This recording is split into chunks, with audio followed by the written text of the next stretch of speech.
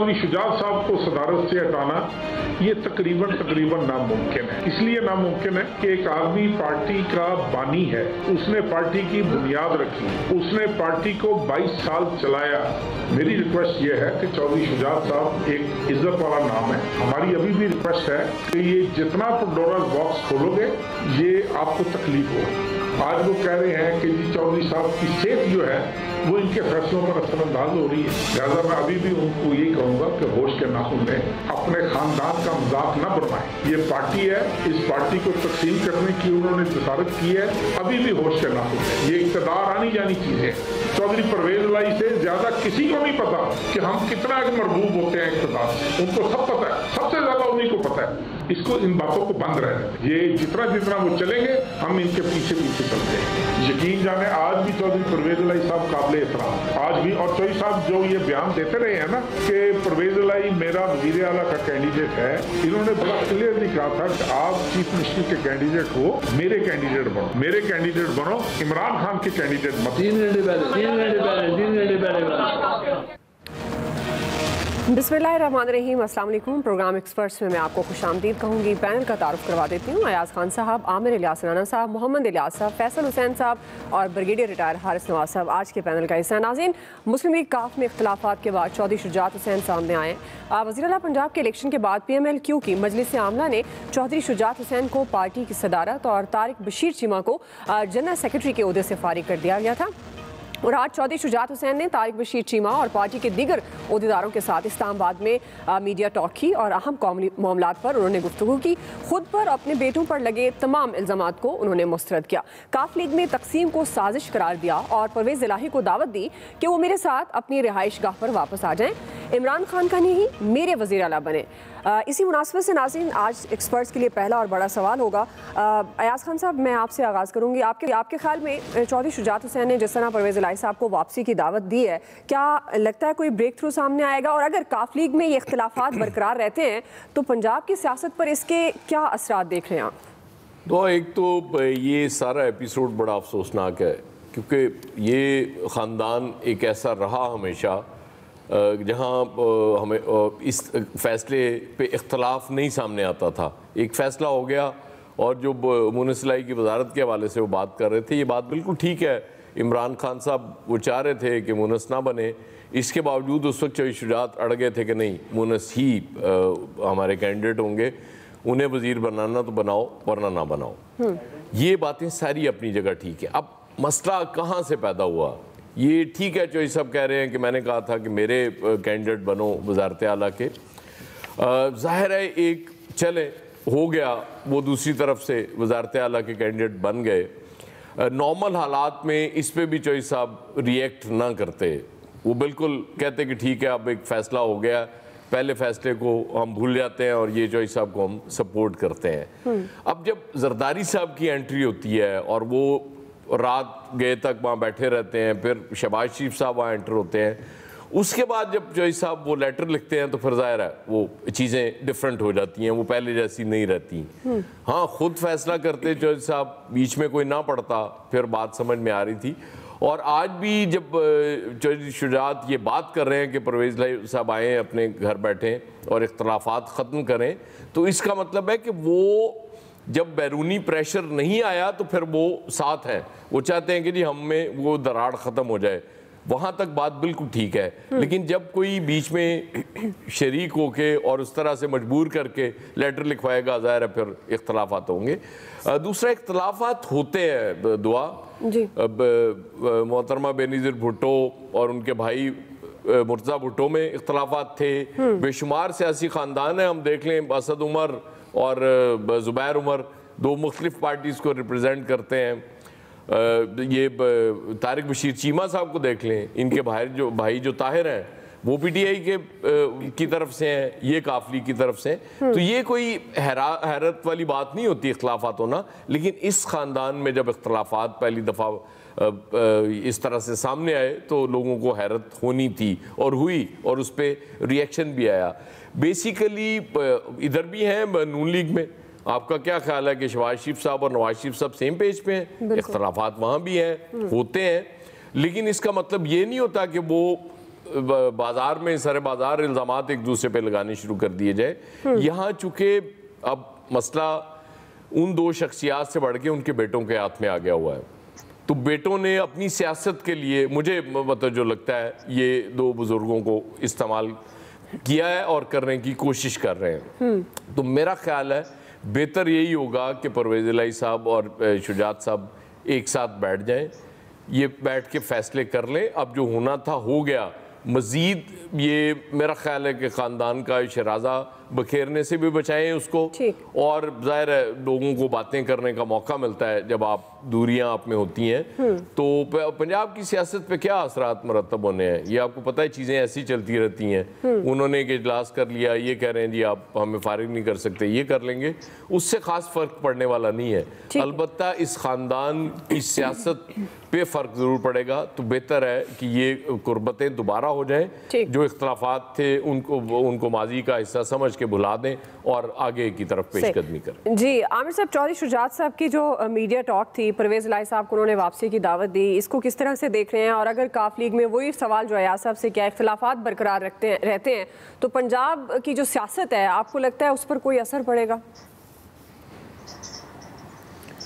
देखें जी, पहली बात तो यह है कि ये एक ज़ाहिर है बड़ा ख़ानदान है और सियासत में इनका बड़ा एक मकाम रहा था और मकाम रहा है। तो आज चौधरी परवेज़ इलाही चाहे वो 10 वोटों के साथ हैं, वो परवेज़ इलाही वज़ीर आला बन गए हैं दोबारा, ठीक है।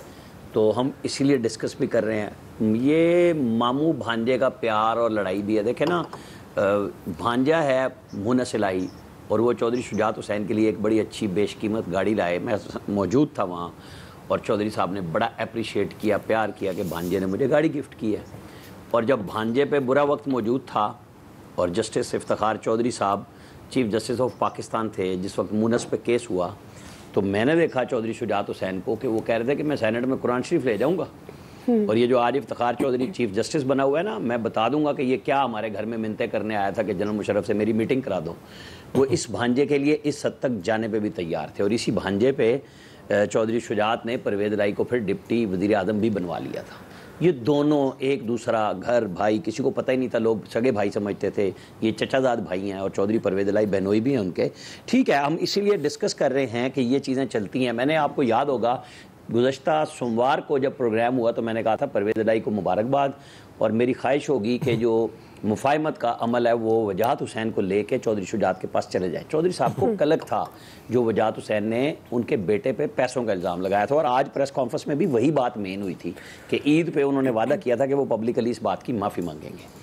तो हम इस बात को इस तरह समअप करते हैं कि जी बिल्कुल ठीक बात है कि घर की लड़ाई है, और मुसलमानों में क्या, दुनिया में ज़मीन की लड़ाई तो सारी जगह पे मशहूर है, कोई आज से नहीं है ये, और कोई पहली दफ़ा नहीं हुई और आखिरी दफ़ा भी नहीं हुई। ये तो छोटे से एक 5 मरले और 2 मरले पे लोग कत्ल हो जाते हैं। यहाँ तो सियासत भी है, कारोबार भी है, रियाजत भी है। चौधरी शुजात हुसैन ज़ाहिर है मजबूर हुए, जो कामिल अली आगा ने प्रेस कॉन्फ्रेंस की, और उनके लिए मजबूरी ये थी कि कहीं अगला स्टेप नाअहली का रेफरेंस चला जाए। और एक और काम, चीफ इलेक्शन कमीशनर से दुखी भी सारे हैं ये लोग आजकल जो पंजाब में हैं, चौधरी परवेज़ इलाही क्योंकि PTI के साथ है तो वो बहुत दुखी हैं। उनको पता है कि एक फ़ैसला आने वाला है, प्रेशर डल रहा है। और आज अभी जो आपकी और हमारी स्क्रीन पे भी नज़र आ रहा है कि उसमें PMLN की पार्लिमानी पार्टी की अक्सरियत यानी कौमी असम्बली में 3 अरकान कौमी असम्बली चौधरी शुजात साहब के साथ बैठे हैं, यानी मिसेस फ़ारूक खान, फिर तारिक बशीर चीमा और सालिक हुसैन। तो जो सुप्रीम कोर्ट ने लेटेस्ट फैसला दिया है तो उसके मुताबिक तो पार्लिमानी पार्टी 5 अरकान पे मुश्तमिल है। तो ये तो दूसरे को वोट भी नहीं दे सकते। ये असल अब इस पे आ गई है बात कि कहीं मेरे खिलाफ रेफरेंस ना हो जाए। और उन्होंने बता दिया कि एक 3 रुकनी ये दिखा दिए कि 5 में से 3 अगर यहाँ बैठे हैं तो फिर अक्सरियत का फैसला हमारा माना जाएगा। चूँकि ये सुप्रीम कोर्ट के फैसले के नताइज अब हम तशरीह पे जा रहे हैं तो वो अभी आते रहेंगे, क्योंकि उन जजों को भी रुजू करना पड़ा है अपने ताज़ा तरीन फैसलों से। ताज़ा तरीन में ये कि 2015 में जो फैसला अजमत सईद शेख साहब ने, जिसमें लिखा था कि पार्टी का हेड ही सब कुछ होता है, और चीफ जस्टिस मौजूदा जस्टिस बंदयाल ने उसको एंडोर्स किया था। तो उन्होंने पहले तो लिखा कि नहीं वो एक पासिंग मार्क्स थे और वो ऐसी कोई बात नहीं, वजाहत की उस बात की, और साथ ये कहा कि जब अगर जज को कोई ख्याल आ जाए कि वो एक अनकॉन्शियसली फैसला किया तो कॉन्शियसली ठीक कर ले। हालांकि इस पे सोचना चाहिए कि ये जब लिख रहे थे तो इनको उस कॉन्शियस के आने पे पीछे हटना चाहिए अपनी जजमेंटशिप से, चेयर से, कि नहीं हमसे गलत फैसले हुए हैं, क्योंकि ये आखिरी फैसला होता है सुप्रीम कोर्ट का। अल्लाह के बाद पाकिस्तान में क्या दुनिया भर में सुप्रीम कोर्ट जब फैसला दे देती है तो वो आखिरी फैसला होता है ना, लोगों को फांसियां हो जाती हैं, जायदादों के फैसले हो जाते हैं, कारोबार के फैसले हो जाते हैं, सियासत के फैसले हो जाते हैं। तो ये चूंकि आ रहा है ना एक बेंच पर इल्ज़ाम, तो उनके गले पड़ा हुआ है वो जजमेंट सी अपनी रिसेंटली दी हुई, कि वो अगर 3 रुकनी बेंच ने आज जो जजमेंट दी यही 5 रुकनी में 2 अरकान ने नहीं दी थी। उन्होंने भी कहा था कि 63A आइन के अंदर दर्ज है कि उसकी सजा भी दर्ज है कि आप वोट देंगे और आप नाअहल हो जाएंगे, यानी काउंट होगा। उस वक्त जब 25 वोट पीटीआई के नाअहल हुए, वो अगर कर देते तो चौधरी परवेज इलाही को वज़ीर आला बनने से कोई नहीं रोक सकता, वो अदम इत्तेमाद की तहरीक ला के फिर भी बन जाते। अब उनके पास वाज़ेह अक्सरियत 186 की मौजूद थी, लेकिन ये मसला बन गया जजों के लिए अपनी जजमेंट का। और ये जैसे अभी जुडिशल कमीशन में भी क्या क्या नहीं हो रहा, नहीं हम इदारों की बात कर रहे हैं ना, तो जब हमारे इदारे शिकस्त रीख्त पे आने लग गए हैं ना, तो फिर कोई इदारा बचा नहीं ना। आपने किसी की इज्जत नहीं छोड़ी, आपकी भी किसी ने नहीं छोड़ी। तो हम बार बार यही कहते हैं कि बैठ जाएं, वक्त आ रहा है, क्योंकि हमने तो बहैसियत कौम सबके कपड़े बीच चौराहे में उतार दिए हैं, और दुनिया हमारे ये कपड़े उतार के हमारा मक्खू ठपने के चक्कर में है, और हमें कोई ख्याल नहीं आ रहा कि हम कहाँ खड़े हैं। ठीक जी, ब्रिगेडियर साहब। दुआ देखें, ये एक फैमिली का बहुत बड़ा एक अपसेट है, और conflict with the division divided is very weak, number 1। Number 2, इस वक्त चौधरी परवेज इलाही सीएम बन चुके हैं।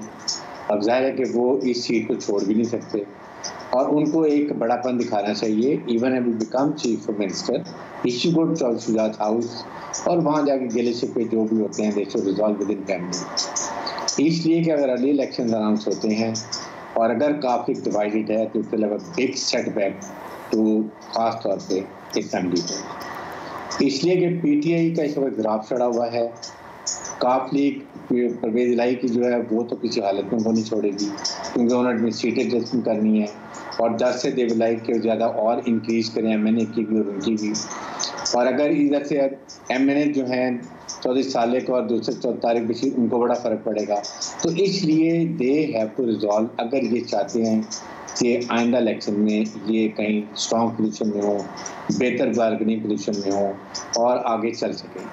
और अगर ये रिमेन डिवाइडेड तो इससे गुजरात में इलेक्शन को बड़ा फ़र्क पड़ेगा, चाहे वो एमएनए का हो या काफली का हो, इसका हो पंजाब प्रोविंशियल असम्बली का।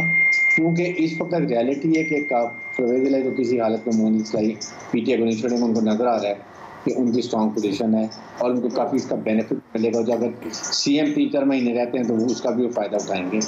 इसलिए चौधरी फैमिली को बैठना चाहिए, बैठ के इसको रिजॉल्व करना चाहिए। जितनी जल्दी रिजॉल्व करेंगे उतना बेहतर है, जितना लेट करेंगे उतना इनको नुकसानदेह है। डिफरेंसेस बढ़ेंगे, लोग लड़ाई कराएंगे, लोग इनको डिवाइड कराएंगे। मे बी पीएमएलएन की काफ़ी कोशिश होगी कि कुछ चौधरी शुजात के लोगों को उस तरफ ले जाए, और इधर ये इनकी कोशिश होगी कि पीटीआई की काफली को करें। तो ये इनको खुद सारे बड़े समझदार मंजे हुए पुराने सियासतदान हैं दोनों, चौधरी शुजात भी चौधरी परवेज भी। इसलिए इनको चाहिए कि परवेज इलाही को चाहिए कि चले जाएं, जाके बैठ के विद इन फैमिली रिजॉल्व करें एंड मूव फॉरवर्ड, और इसको जितने भी गिले शिकवे खत्म करें। ठीक जी, इलियास साहब। देखिए, इस पर जो बड़ी एक हैरानगी वाली बात है, एक ख़ानदान का जो बड़ा एक अरसे दराज से जो एक आपस में ताल्लुकात थे, बिल्कुल एक थे, किसी को बाहर पता ही नहीं था कि ये एक फैमिली है।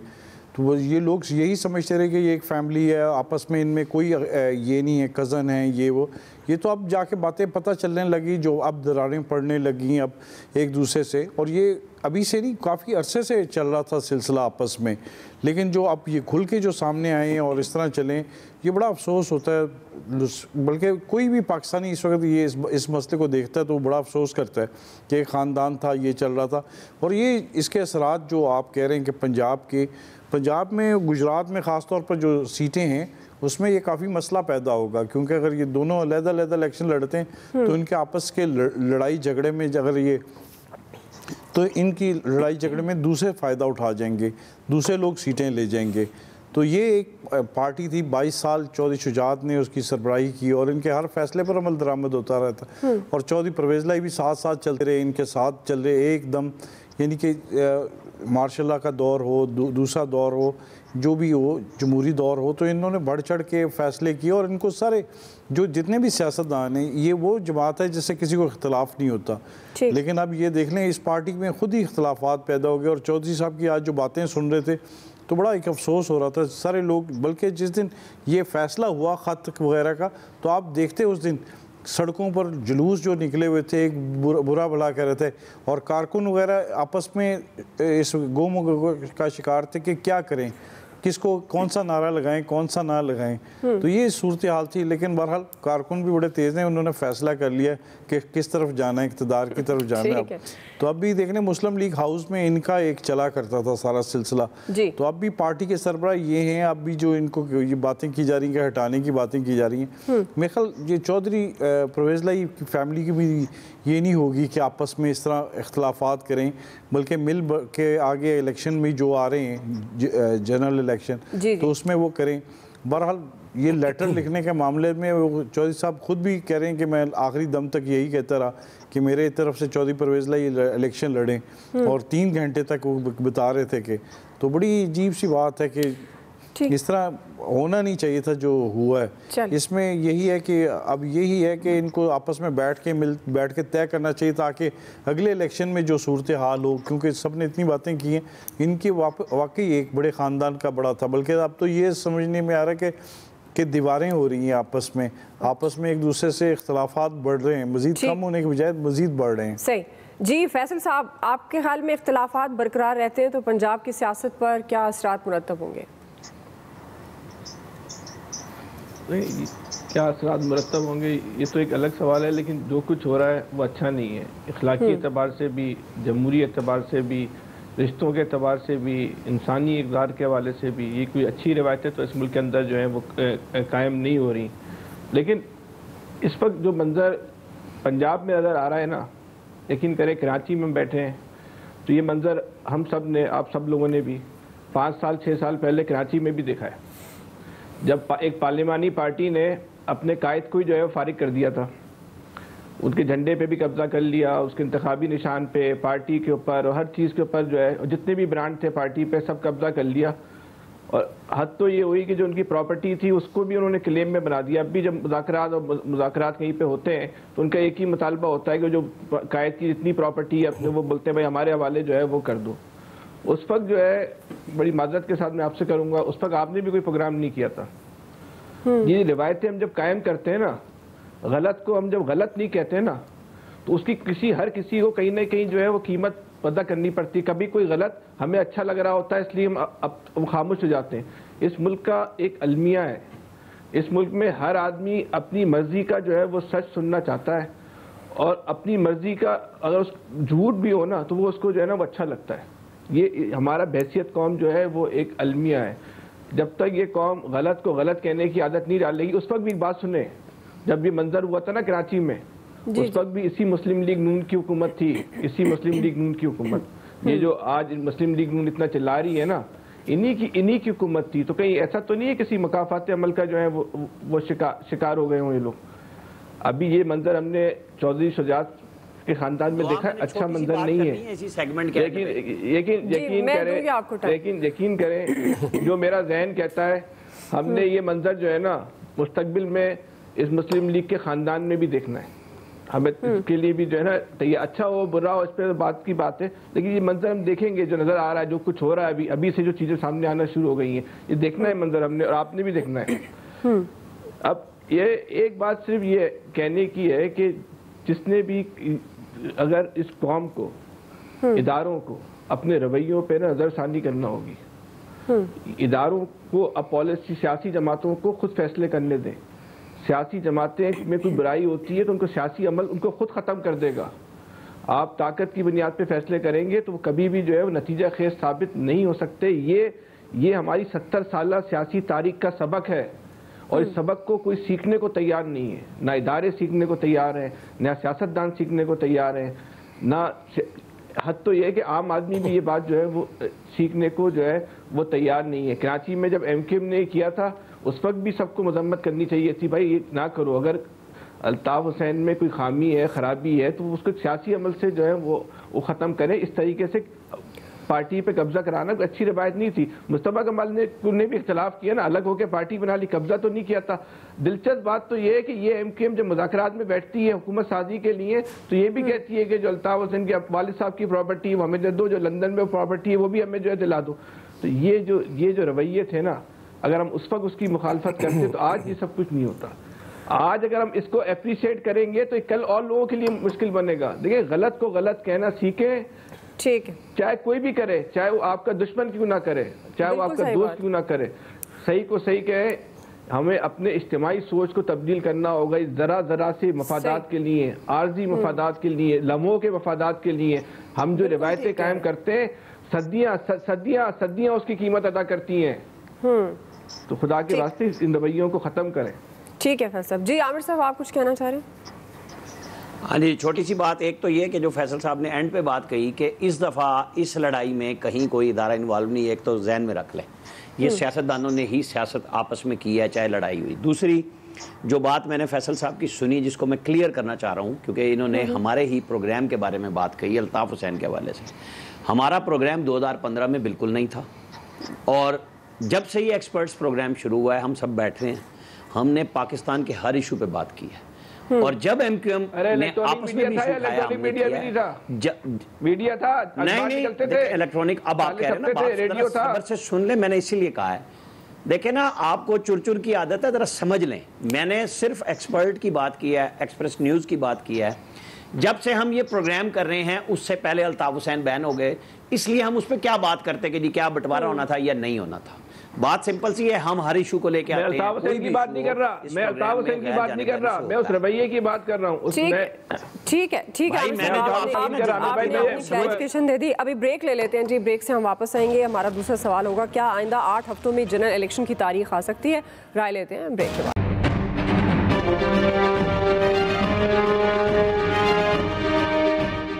पाकिस्तान के कैमराज ने दिखाया कि 125 MNA तहरीक इंसाफ के खड़े होकर ये कह रहे हैं कि वो मुस्तफी होना चाहते हैं। कासिम सूरी साहब ने प्रोसेस कंप्लीट करके गजट नोटिफिकेशन करा दी स्पीकर सेक्रेटेरिएट से कि ये लोग जो है इनके इस्तीफे जो है मंजूर कर लिए गए। मर्जी के 11 इस्तीफे जो है वो मंजूर कर लिए जाएं। बिल्कुल सरियन गैर कानूनी काम किया है निजाम को, जिसकी वजह से पाकिस्तान की मईशत तबाह बर्बाद हो गई, जिससे हमारी सियासत का शिरादा कौम का बिखर रहा है, उसको किसी न किसी तरीके से चलाया जाए और ये कुछ चलाकियां की जाए। ये पहले भी हम बता चुके हैं, ये आपकी सारी साजिशें नाकाम होंगी। ये 2 पाकिस्तान की बड़ी सूबाई असेंबलियां जो हैं वहां से रेजोल्यूशन पास हो चुकी है कि ये इलेक्शन कमीशन जो है ये गैर जानिबदार नहीं है, ये जानिबदार इलेक्शन कमीशन है, ये सियासी फरीक है और ये काबिल कबूल नहीं है। तकरीबन 80% पाकिस्तान की आबादी कोई इस इलेक्शन कमीशन के ऊपर कॉन्फिडेंस नहीं है। हमने पुरअमन जुमेरात को दोपहर को हमने इलेक्शन कमीशन के सामने प्रोटेस्ट करना है कि ये रिजाइन करे। किसी सूरत उस इलेक्शन कमीशन को अगले इलेक्शंस कंडक्ट नहीं करने चाहिए। नाज़रीन, साबिक़ वज़ीर-ए-आज़म इमरान खान एक तरफ पंजाब में हुकूमत साजी में मसरूफ़ हैं तो दूसरी तरफ वफाक में हुक्मरान इत्तेहाद पर दबाव डाल रहे हैं कि फौरी असम्बली को तहलील किया जाए और जनरल इलेक्शन करवाया जाए। लेकिन हुक्मरान इत्तेहाद अभी तक इस बात पर डटा है कि गवर्नमेंट अपनी मुद्दत पूरी करेगी और इलेक्शन वक्त पर ही होंगे। इसलिए स्पीकर कौमी असम्बली ने PTI के अरकान के इस्तीफ़ों की मंजूरी का अमल शुरू कर दिया है। चंद दिन पहले 11 अरकान असम्बली के इस्तीफ़े मंजूर किए गए थे और आज मजीद 11 अरकान के इस्तीफ़ों की मंजूरी का फैसला कर लिया गया है। दूसरी तरफ PTI चीफ इलेक्शन कमिश्नर के खिलाफ सदारती रेफरेंस भिजवाने की कोशिश कर रही है। इसी सिलसिले में पंजाब के बाद आज खैबर पख्तूनख्वा असम्बली ने भी चीफ इलेक्शन कमिश्नर और मेम्बरान के खिलाफ करारदाद मंजूर की है और फौरी इस्तीफ़े का मुतालबा किया है। शेख रशीद साहब के बाद पीटीआई चेयरमैन इमरान खान साहब भी ये दावा कर रहे हैं कि अगर मौशी सूरत हाल यही रही तो आइंदा 6 से 8 हफ्तों में जनरल इलेक्शन की तारीख का ऐलान हो सकता है।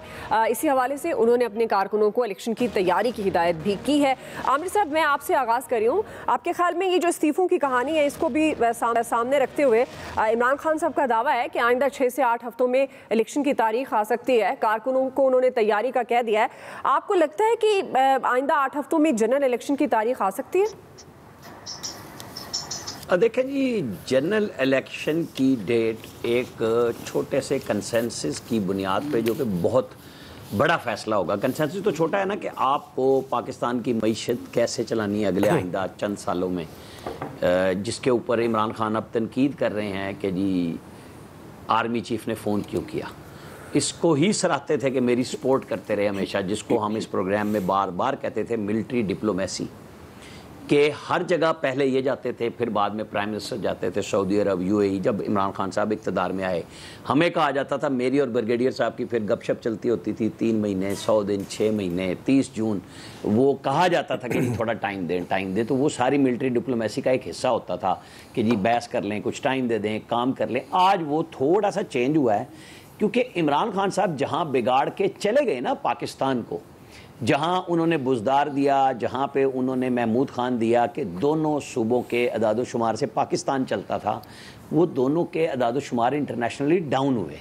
अब कोई माने या ना माने, उसके खमियाजे हम भुगत रहे हैं। वो नून ने पाकिस्तान के लिए फ़ैसले किए, उसका नतीजा उनको, मैं समझता हूँ 40% उसका हिस्सा महंगाई थी, जो पंजाब के ज़िमनी इलेक्शन का रिज़ल्ट था। अब ये आगे जाके एक कंसेंसस के लिए बात हो रही है। उसमें क्या बात हो रही है? बात क्या हो रही है यार? आपकी मैं छुछोरापन सुन लूंगा, मुझे सिर्फ थोड़ी सी बात बता लेने दे, ताकि जो देखने सुनने वाले हैं उनको, अगर मेरे पास कोई इन्फॉर्मेशन है मैं शेयर कर सकूं उसको।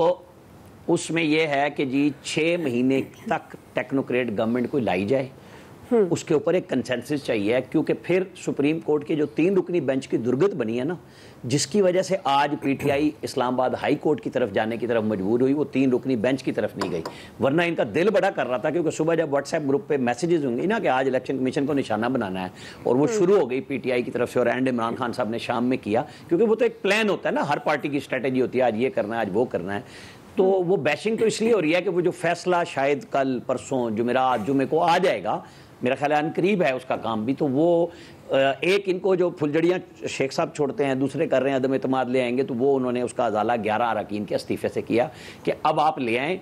और जो बात मैं पहले हिस्से में कह रहा था कि फिर एतमाद के वोट में जो लोग नहीं देंगे वो D सीट होंगे काफ लीग के, अगर सदर साहब ये काम करेंगे। क्योंकि सदर साहब से भी हम पिछले हफ्ते मिले थे, उनसे भी बड़ी गपशप हुई थी। वो कल प्रोग्राम में मैं थोड़ी सी और शेयर करूंगा कुछ कहानी उसकी भी, कि वहाँ पे भी वो बुलाने की वजह क्या थी और क्या कहानी हो रही है। हर तरफ अपने फ़ायदे के लिए जोड़ तोड़ हो रहा है। वो 6 महीने को भी तो सुप्रीम कोर्ट को देना होगा ना, फिर आपको रेफरेंस देना होगा, और उसके अंदर इमरान खान साहब ने नहीं मानना 6 महीने को, क्योंकि उनको सूट करता है कि इलेक्शन अभी हो जाए, मुल्क जहां मर्जी चला जाए, क्योंकि उनको पता है कि इस वक्त मेरा फ़ायदा हो सकता है।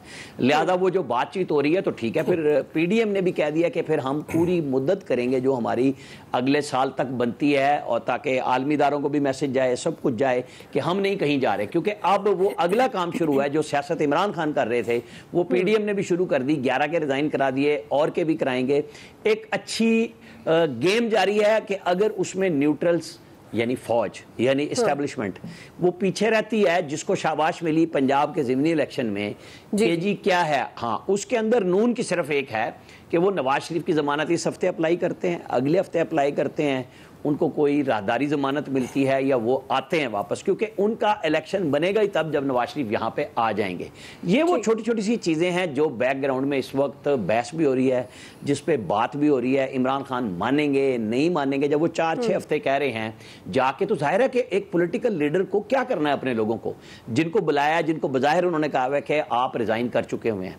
मैंने पिछले हफ्ते फिर ये बात बताई थी, फवाद चौधरी ने कहा कि अगर आज ये डेट दे दें तो हम कौमी असम्बली में जाके बैठ जाएंगे। बिल्कुल, यानी वो मान रहे हैं कि रिजाइन अभी हवा में है, मतलब चूंकि बयान दे चुके हैं, स्पीकर दे दे तो वो रुकवा नहीं सकते उसको। अब वो रोकने के लिए गए हैं कि जी वो सिलसिला किस्तों में क्यों कर रहे हैं, या इकट्ठे कर दें, क्योंकि इनको समझ आ गई कि हमारा मसला हमारे ऊपर ही उलट दिया गया है, तो सियासत भी होगी, मुल्क भी चलेगा। अगर ये कहीं इत्तेफाक राय कर लें कोई बेहतरी के लिए, हम तो इसी बात के लिए हैं कि कोई भी आए, कोई भी जीते, कोई हारे, इस मुल्क को बनाओ और इसको चलाओ। जी ब्रिगेडियर साहब। दुआ देखें, एक तो जो इमरान खान ने जो आज बात की आर्मी चीफ की, केस में बात करनी पड़ी। देखें बिल्कुल बात ठीक है इनकी, आमिर साहब की भी, कि हमेशा आर्मी चीफ ने PTI की हुकूमत जब आई थी, he went to Malaysia, he went to Saudi Arabia, he went to China, he went to Dubai, उसके बाद काफ़ी $1 बिलियन लेकर आए, उसके बाद हुकूमत भी जाती थी। He is always ready to do anything extra, more than extra for Pakistan. और अभी भी इसी उन्होंने बात की है कि बैठे तमाशा तो नहीं देख सकते, मतलब उन्होंने वॉलंटरी खुद ब खुद स्टेप लिए, मे भी और स्टेप लेते हैं ताकि कम से कम ये मसला वाला, इस पर तो हमें कोई डाउट नहीं होना चाहिए। सेकंड बात रही इस्तीफों की, देखें प्रिंसिपली बात की है कि अगर आपने 11 का एक्सेप्ट किया, मीन्स प्रिंसिपली आपने तमाम लोगों को इस्तीफा एक्सेप्ट कर लिया। तो एक तो ये तरीका अभी 11 देंगे, क्योंकि ये मेरे ख्याल में वो कर रहे हैं जहाँ पे बड़े कम मार्जिन से PTI जीती है, उनके इस्तीफा मंजूर कर रहे हैं ताकि वो शायद वहाँ इलेक्शन करा के दोबारा कोशिश करें जीतने की। लेकिन इससे कंडीशन हालात और ख़राब होंगे। आई थिंक PDM को चाहिए कि वो जो ये सोच उनके प्राइम मिनिस्टर ने भी कहा था कि नेशनल गवर्नमेंट बना दी जाए, और minus Imran Khan, I think वो तो हो नहीं सकता। ये बहुत ज़रूरी, जिस तरह आमिर सलीम राना ने बात की, कि एक टेक्निकल केयर गवर्नमेंट बनाए जो 6 महीने ये हालात को नॉर्मलाइज करे, इकॉनमी को नॉर्मलाइज करे, पॉलिटिकल स्टेबिलिटी लेकर आए, और उसके बाद इलेक्शन करा दें। ये इंपॉर्टेंट है। लेकिन ये आई थिंक ये इसलिए कि थोड़ी बिग पीसेस करना उनके, ये इससे और हालात खराब होंगे, but early elections I can force कि अल्टीमेटली होने हैं। ठीक है जी, ब्रेक ले लेते हैं नाज़रीन, ब्रेक से वापस आएंगे। यही सवाल होगा, अयाज साहब, फैसल साहब और इलियास साहब का टेक लेंगे। वेलकम बैक नाज़रीन। अयाज साहब, आपके ख्याल में जनरल इलेक्शन का इनेकाद 6 या 8 हफ्तों में कोई तारीख आ सकती है, और ये जो सियासी कशीदगी है, इस सारी सिचुएशन को मद्देनजर रखते हुए आपको लगता है कि इलेक्शन का माहौल बन सकता है? तारीख तो आएगी, अब 6 हफ्तों में आती है, 8 हफ्तों में आती है, बहरहाल वो तो आएगी, जाहिर है उसने आना है। आने वाली चीज़ को रोका नहीं जा सकता ना, वो तो आनी है। लेकिन वो आमिर कह रहे थे कि मुल्क के लिए इन्होंने हुकूमत ली, मैं इससे इख्तलाफ करता हूँ। इन्होंने अपने लिए हुकूमत ली थी और वो नज़र भी आया हमें। मुल्क के लिए कोई यहाँ कुछ नहीं करता। इमरान खान साहब ने वो जो सब्सिडी दी थी वो मुल्क के लिए नहीं दी थी। आपकी बात से मैं इत्तेफाक करता हूँ, क्योंकि आप कह रहे हैं वो इमरान खान साहब ने जब वो सब्सिडी दी थी तो मुल्क के लिए नहीं दी थी, आम लोगों के लिए नहीं दी थी, अपनी सियासत बचाने के लिए दी थी। उन्हें नज़र आ गया था कि अब ये हुकूमत जाने वाली है, इसलिए ये काम डाल दो। इसलिए मुल्क के लिए कोई नहीं सोचता। आपको बताऊं दुआ, हम यहीं पे ये डिबेट करते रहे ना कि इस्तीफे कैसे मंजूर होंगे जिन्होंने दिए हुए, कि एक एक को बुलाया जाएगा और उससे पूछा जाएगा हाँ भाई तुमने इस्तीफा दिया जी, क्या ये प्रैक्टिस हुई? बस वो 11 निकाले, अपनी मर्जी के निकाल। सारे इदारे यही कर रहे हैं। अब किसी एक इदारे की हम बात ही नहीं कर सकते। सुप्रीम कोर्ट का भी आपको आमिर ने तफसील से बता दिया कि वहाँ क्या हो रहा है। अब ये स्पीकर तो खैर चूंकि आइन का कस्टोडियन है, उसका कौमी असम्बली का, तो वो उसका जो मर्जी वो कर सकता है, और उसने कर दिया। तो यहाँ ये भूल जाए क्या हालात हुए हैं बलूचिस्तान में और साउथ पंजाब में। आप देख रही हैं सैलाब ने तबाहियाँ मचा दी, बर्बादियाँ हो गई लोगों की, लोगों के बच्चे बह गए, मवेशी, घर, हर चीज़ तबाह हो गई। लेकिन यहाँ सब लोग सियासत कर रहे हैं। वो शुक्र है प्राइम मिनिस्टर साहब ने 2 दफ़ा वहाँ चले गए, और परवेज़ इलाही साहब कल साउथ पंजाब जा रहे हैं। कुछ इमदाद का ऐलान भी कर दिया, कुछ तखमीना भी लगवाया जा रहा है कि क्या नुकसान हुआ। लेकिन अब देखें कितनी देर कर दी ये करने में, कितना टाइम लगा दिया। तो ये इस मुल्क से सिंसियर हो सकते हैं ये लोग? ये सिर्फ अपनी सियासत से सिंसियर हैं। आज इमरान खान साहब इलेक्शन जल्दी चाहते हैं, तो उन्हें पता है कि इस वक्त मेरी गुड्डी चढ़ी भी है, इस वक्त इलेक्शन होंगे, मैं जीत जाऊंगा। वो नहीं रिस्क लेना चाहते। लेकिन PMLM अब चूंकि फंस चुकी हुई है, वो चाह रहे हैं कि नहीं, इलेक्शन अभी ना हो, हम कुछ थोड़ी सी स्टेबिलिटी ले आए, कुछ लोगों को लॉलीपॉप दे दें कि ये देखें जी हमने आपके लिए एक तो मुल्क को डिफ़ॉल्ट से बचा लिया, उसके बाद हमने ये सब्सिडी भी दे दी, ये चीज़ें भी कम कर दी, तो अब हम इलेक्शन में जा रहे हैं, चाहे शायद कोई फेस सेविंग हो जाए। आज की तारीख में हम ये कहा करते थे इमरान खान साहब के दौर में कि उस वक्त इलेक्शन होते और आप देखती कि किस तरह सफाया होता है पीटीआई का पंजाब में से, आज मुझे वही सूरत हाल आज की तारीख में इलेक्शन होते हैं तो पीएमएलएन की नजर आ रही है। मुझे इस शहर में नजर आ रही है जो पीपल्स पार्टी के साथ हुई थी कि एक उनका वो एमएनए की सीट जीत सके थे वो सिर्फ एतजाज एहसन की, वो वक्त भी आया था। तो इसलिए ये मुल्क के लिए कुछ नहीं करते, सब अपने लिए करते हैं और मेरा ख्याल शायद इस मुल्क में होता ही है, हम भी शायद अपना ही सोच रहे होते हैं। इज्तिमाई मफाद की बात कौन करता है? हर कोई अपने लिए ही सोच रहा होता है। बिल्कुल आप सही कह रहे हैं। फैसल साहब, हमारे एक दोस्त हैं, बड़े भाई हैं जी, मुस्लिम लीग नून ने की लीडरों ने तो ये कहना शुरू कर दिया है कि भाई हमने हुकूमत जो है वो पाकिस्तान बचाने के लिए नहीं, एक अफसर के खौफ से ली थी। तो उस अफसर की पोस्टिंग का हमें खौफ था, अगर उस अफसर की पोस्टिंग हो जाती तो हम इलेक्शन नहीं जीत पाते। लेकिन हमारे भाई ये कहने को तैयार नहीं है। हमारे भाई का मसला क्या है, जब तक व्हाट्सएप पे मैसेज ना आए ना बोलते ही नहीं है। जहन तो इस्तेमाल करना ही नहीं, करें बेचारे कैसे हो, उसके लिए होना भी ज़रूरी है। अच्छा, आप मज़े की बात देखें, दिलचस्प बात सुने, बहुत ही दिलचस्प तारीखी बात जी। आर्मी चीफ साहब इमरान खान साहब के लिए फ़ोन करते थे, इसलिए वो नाइल थे इमरान खान साहब। तो भाई अभी आर्मी चीफ साहब फ़ोन कर रहे हैं तो ये क्या शहबाज शरीफ की अहलियत से मुतासिर होकर कर रहे हैं? भाई ये भी नाइल हैं, इमरान खान साहब भी नाइल थे, ये भी नाइल है। अच्छा, हमें ये बताया गया कि जब ये हुकूमत आई कि भाई बहुत ताल्लुकात हैं नवाज शरीफ साहब के, जितने दुनिया के हुक्मरान ख़ानदान हैं उनसे ज़ाती मरासिम में, तो बस ये दौलत सारे पैसे ही लेकर आ जाए। जिस तरह की बातें इमरान खान साहब के ज़माने में कही गई थी, अभी भी ये बातें कही गई जी। अब भी आर्मी चीफ साहब को ये कॉल करनी पड़ रही है पैसे लाने के लिए। अच्छा, फिर वजीर खारजा का ऐसा नक्शा खींचा गया कि वजीर खारजा तो समझ लें कि दुनिया का इस वक्त सबसे मकबूल तरीन अगर कोई लीडर है तो पाकिस्तान का वजीर खारजा, नौजवान वजीर खारजा।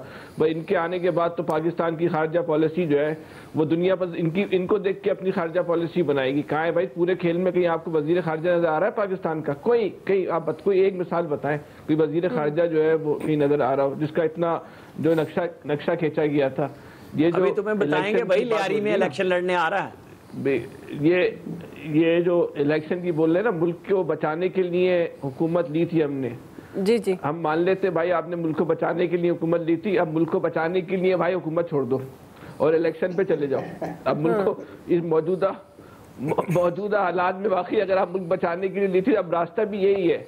इसकी वजह सिर्फ इनकी हुकूमत की नाअहली नहीं है, इस वक्त पाकिस्तान को बहरान से निकालने के लिए 5 साल की एक हुकूमत चाहिए, हुकूमत का तसलसल चाहिए, कारोबारी लोगों का एतबार चाहिए, दुनिया का एतबार चाहिए, आलमी इदारों का एतबार चाहिए। वो 6 महीने 8 महीने की हुकूमत पे कोई एतबार करने को तैयार नहीं है। कारोबार नहीं खुल रहा आपका, जो कर्जे वर्जे के मामलात अपनी जगह, एक बहरान की सबसे बड़ी जो वजह है कि पाकिस्तान में कारोबार बंद हो गया है और वो कारोबार जब तक हुकूमत पे एतबार कायम नहीं होगा नहीं खुलेगा। कोई ताजिर जो अपनी जेब से इस वक्त पैसा निकालने को जो है वो तैयार नहीं है। अच्छा, और नायली का आलम जो है कि इनका भी सारा जोर अब क्या चल रहा है, तनख्वाहदार आदमी को रगड़ दो, रिबा कर दो, ये उल्टी छुरी घुमा दी। इस वक्त आप अपनी तनख्वाह का जो पे स्लिप देखें तो आपकी समझ में नहीं आता कि आपकी तनख्वाह ज्यादा है या आपके टैक्सेस ज्यादा हैं। यानी इस तरह कोई टैक्सेस लगाते जितना इस तनख्वाहदार आदमी पे जुल्म किया। मैं कहता हूँ आमिर साहब से अगर थोड़ी बहुत भी अगर में इंसानियत अखलाकियात है, कम से कम ये तो मान ले कि तनख्वाहदार आदमी की इन्होंने टैक्सेस के नाम पर ऐसी तैसी कर दी, ठीक है, ये तो कम से कम मान ले। लेकिन ये भी नहीं मानेंगे। चलें इलियास साहब, यार तनख्वाहदार है कौन? बेवकूफ आदमी होता है जो कारोबार नहीं करता। देखिए जी जो सूरत हाल है इस वक्त, तो ये तो अब देखें एहतजाज तो शुरू कर दिए लोगों ने।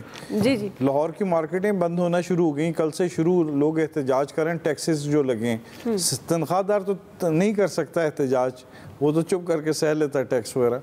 ये जो सूरत हाल है जो इस वक्त देख लें, बलूचिस्तान की, जनूबी पंजाब में जो सैलाब आया, इसमें किस सियासी जमात ने पहले किसी ने देखा ही नहीं है। जब तक तस्वीरें नहीं मीडिया में आई तब तक कोई बोल नहीं रहा था। ये तो अपने सारे लगे हुए हैं कि इक़्तिदार हासिल करने के लिए लगे हुए हैं कि किसी तरह इक़्तिदार हासिल कर लें। यहाँ तो इनकी ये सियासत पंजाब असम्बली में देख लें इनकी क्या सूरत हाल हुई है कि नून लीग की जानिब से कोई डिप्टी स्पीकर के लिए कोई ऐसी कंपेन ही नहीं चलाई गई, ना स्पीकर के लिए कंपेन चलाई गई।